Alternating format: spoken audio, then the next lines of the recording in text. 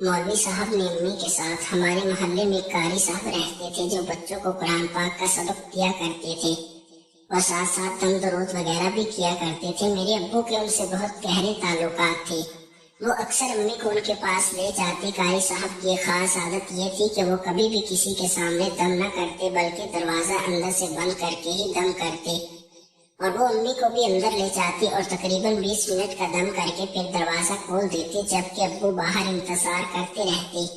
मैं बहुत छोटी सी थी जब से ये सिलसिला चलता आ रहा था। अम्मी हर जुमेरात को कारी साहब से दम करवाती तो सारा हफ्ता बहुत खुशबाश नजर आती। मैं एक बात नोट कर रही थी कि अम्मी जब भी कारी साहब से दम करवाती तो मजीद जवान और खूबसूरत दिखने लगती। जैसे उनकी सारी थकन उतर जाती। अम्मी दिन ब दिन खूबसूरत और जवान होती जा रही थी। न जाने ऐसा कौन सा दम था जो अम्मी पर इतना ज्यादा असर करता। न जाने ये कौन सा राज था जो हम सब से छुपा हुआ था। मैंने आज तक कारी साहब से कोई दम नहीं करवाया था। मेरी शक्ल सूरत दूसरे बहन भाई से काफी मुख्तलिफ थी। मैं उनसे बहुत ज्यादा खूबसूरत थी और मेरी तबीयत भी उनसे ज्यादा मुख्तलिफ थी। मैं चुपचाप रहना ज्यादा पसंद करती थी और किसी भी मामले में ज्यादा बातचीत करना नापसंद करती थी। मैं बचपन से ही बहुत खामोश तबीयत की। कारी साहब अक्सर मेरे सर पर हाथ फेर कर कहते ये बच्ची बहुत प्यारी है माशाल्लाह। मुझे इनकी नजरें बहुत अजीब महसूस होती। मैं उनकी तरफ जाना बिल्कुल भी पसंद न करती। मैं जब भी स्कूल से वापस आती तो कारी साहब अपने दरवाजे पर खड़े होते और आते जाते लड़कियों पर नजर रखते। मुझे उनकी इस हरकत पर बहुत ताज्जुब होता कि आखिर वो ऐसा क्यों करते हैं। हमारे मोहल्ले के तकरीबन सभी लोग शरीफ थे। उन सभी का कारी साहब पर बहुत ज्यादा यकीन था। अब्बू का तो बहुत ज्यादा एतमाद था उन पर। मोहल्ले की तमाम औरतों को वो दम करती। कारी साहब की कोई औलाद नहीं थी। ना जाने क्या राज था। अल्लाह ताला ने उनको अभी तक औलाद की नेमत से महरूम रखा हुआ था। सभी लोग इस बारे में बातें करते थे कि वो अपनी बीवी पर भी ऐसा दम करे कि वो हामला हो जाए, जबकि तमाम औरतें उनके दम से फैज़याब हो चुकी थी और औलाद जैसी नेमत से मालामाल हो गई थी। अम्मी बताती हैं कि मैं जब पैदा नहीं हुई थी तो अम्मी बहुत ज्यादा बीमार हो गई थी। अब्बा ने हर जगह उनका इलाज करवाया मगर कहीं से कोई फर्क नहीं पड़ रहा था। फिर मोहल्ले की सकीना खाला ने अम्मा को बताया कि कारी साहब बहुत अच्छा दम करते हैं, जैसे तुम्हारे सारी बीमारी दूर हो जाएगी और तुम बिल्कुल तंदुरुस्त और तवाना हो जाओगी। अम्मी का कहना था कि सकीना खाला की बात 100% सच साबित हुई और फिर कुछ ही अरसे में बिल्कुल तंदुरुस्त हो गई। और अल्लाह की करनी ये हुई कि कुछ अरसा बाद उनकी कोख में मेरा वजूद नमूदार हुआ। न जाने क्या वजह थी, मुझे कारी साहब एक आंख न बांटते थे। अम्मी अक्सर मुझे उनके घर शाम के वक्त भेजती और कहती कि जाओ उनके घर खाना दे कर आओ। मुझे बहुत खौफ आता था। कारी साहब की इतनी बड़ी दाढ़ी देखकर तो मैं जैसे डर के सहम जाती थी। मगर एक बात थी जो मुझे उनकी बीवी से बहुत लगाव था। वो बहुत अच्छी तबीयत की मालिक थी, बहुत प्यार से पेश आती थी और बहुत अच्छी अच्छी बातें भी सिखाया करती थी। उनके चेहरे पर एक अजीब किस्म की उदासी नजर आती थी।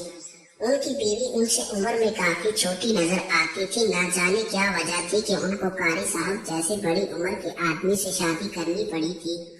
वक्त गुजरता गया, आहिस्ता आहिस्ता हम भी बड़े होते गए और मेरा दाखिला भी कॉलेज में लग चुका था। मैं शुरू से ही खूबसूरत थी मगर अब तो मैं जवानी में भी कदम रख चुकी थी। मैंने एक बात नोट की थी कि बचपन से लेकर आज तक कारी साहब के स्कूल की वापसी पर बाहर निकल कर खड़े हो जाते थे। वही सिलसिला चलता आ रहा था। कॉलेज से वापसी पर भी मुझे कारी साहब वही खड़ा दिखाई देता। मगर कुछ दिन से मैंने नोट किया था कि कारी साहब मुझे नजर नहीं आए थे। आज से पहले तक तो कभी ऐसा नहीं हुआ था। मगर अब न जाने उन्हें क्या सोची थी कि वो एकदम से गायब हो गए थे। मैं कई अरसा से उनके घर भी नहीं गई थी, इसलिए इस बात का पता नहीं लगाया था। मैं घर आकर अम्मी के साथ बैठी चाय पी रही थी। मैंने आहिस्ता से अम्मी से पूछा, अम्मी आपके दम करने वाले कारी साहब कहीं दिखाई नहीं दे रहे, क्या वजह है, कहाँ गए हैं वो? अम्मी ने एक ठंडी आह भरी और कहा उनकी तबीयत कुछ ठीक नहीं, वो कुछ दिन किसी दूसरे शहर इलाज मुआवजे के सिलसिले में गए हैं। मेरा तो दम बहुत घुटने लगा है, अब बहुत दिन से दम नहीं करवाया। अम्मी का चेहरा बिल्कुल उतरा हुआ था, वो काफी परेशान भी नजर आ रही थी। मैंने आगे बढ़कर उनके काम में उनकी मदद की। मैं अक्सर अम्मी के साथ घर के कामों में हाथ बटाया करती थी। मुझे घर के काम काज और रोटी हांडी में बहुत दिलचस्पी थी। मैं अक्सर खामोशी के साथ घर के तमाम काम निपटा लिया करती थी اور پھر اپنی پڑھائی میں دل لگا لیا کرتی تھی، مگر کچھ دن سے میں ایک عجیب سی الجھن کا شکار ہوتی جا رہی تھی۔ میرا کسی چیز میں دل ہی نہیں لگ رہا تھا، میری طبیعت بہت بوجھل رہنے لگی تھی، نہ جانے کیوں میں اتنی اداس ہوتی جا رہی تھی۔ امی بھی بہت بجھی بجھی سی لگ رہی تھی۔ رات کو جب میں اپنے کمرے میں سونے جاتی تو ایک عجیب سا خوف مجھے گھیر لیتا تھا۔ ایسا پہلے کبھی نہیں ہوا تھا، مگر کچھ دنوں سے یہ سارے معاملات میرے ساتھ پیش آ رہے تھے۔ صبح جب میں باہر جانے کو اٹھی تو میرے قدم میرے ساتھ بالکل نہیں دے رہے تھے۔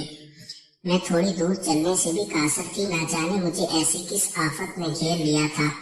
میرا دل جیسے ڈوبا سا جا رہا تھا۔ میں کمرے سے جیسے ہی باہر نکلی تو کچھ پتہ نہ چلا، میری آنکھوں کے آگے جیسے اندھیرا چھا گیا تھا۔ میں بے ہوش ہو کر زمین پر گر پڑی اور کچھ ہوش نہ رہا کہ میں کہاں ہوں۔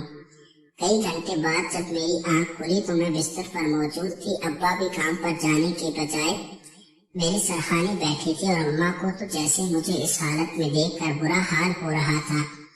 میری بڑی بہن اور چھوٹا بھائی بھی کمرے میں موجود تھے، وہ بھی کافی پریشان نظر آ رہے تھے۔ مجھے ہوش آیا تو اماں میرے پاس آ کر مجھے گلے لگا کر چومنے لگی اور فوراً ابا سے کہنے لگی کہ بیٹی اب جوان ہو چکی ہے، قاری صاحب بھی واپس آ چکی ہے، اسے جلدی سے دم کروا کے لائیں، شاید میری بیٹی پر کوئی برا سایہ پڑ گیا ہے یا پھر کسی منحوس کی نظر لگ گئی ہے میری بچی کو۔ میں حیران ہو گئی کہ میں قاری صاحب سے دم سے بہت زیادہ خوفزدہ ہو گئی اور گھبرانے لگی، نہ جانے مجھے بند کمرے میں قید کر کے وہ کیا کریں گے۔ یہ سوچ کر ہی میرے ہاتھ پاؤں پانی پانی ہونے لگے اور امی کو فوراً منع کر دیا کہ مجھے کوئی دم نہیں کروانا۔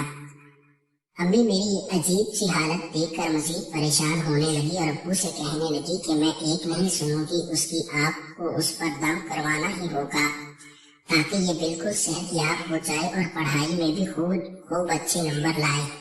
امی کی بات مجھے بالکل اچھی نہیں لگ رہی تھی۔ مجھے تھوڑا ٹھیک دیکھ کر ابا بھی کام پر چلے گئے۔ سب پڑوس کی عورتیں میری طبیعت خراب کا سن کر عیادت کے لیے آ گئی اور امی سے کہنے لگی کہ قاری صاحب ہسپتال سے نئے ٹیکے لائے ہیں، جس بھی جوان لڑکی کو لگا رہی ہیں وہ چٹ سے بے ہوش ہو جاتی ہے، مگر جیسے ہی ہوش میں آتی ہے تو وہ بالکل ٹھیک ہو جاتی ہے۔ قاری صاحب کا یہ بھی کہنا ہے کہ جو لڑکی یہ ٹیکہ لگوائے وہ بالکل پاک صاف ہو جاتی ہے اور یہ خاص ٹیکہ صرف جوان لڑکیوں کے لیے ہی ہے۔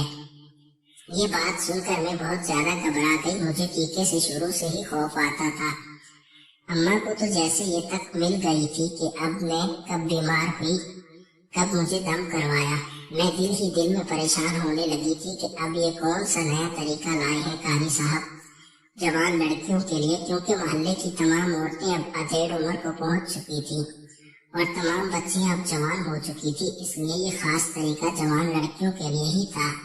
میری طبیعت خراب رہنے لگی تھی، مجھے بیٹھنے سے چکر آ رہے تھے اور مجھ سے چلا بھی نہیں جا رہا تھا۔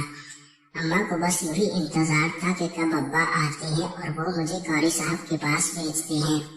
میں کب سے اماں سے کی بات کر رہی تھی کہ مجھے کسی اچھے ڈاکٹر کے پاس لے جائے، نہ محلے کے قاری صاحب کے پاس، مگر وہ میری ایک بھی بات ماننے کو تیار نہیں تھی۔ شام ہوئی اور ابا گھر واپس پہنچے۔ اماں نے ایک ہی رٹ لگا دی کہ پڑوس کی عورت نے بتایا ہے کہ قاری صاحب نیا ٹیکہ لائے ہیں جس کے لگنے سے جوان لڑکیاں پاک ہو جاتی ہیں۔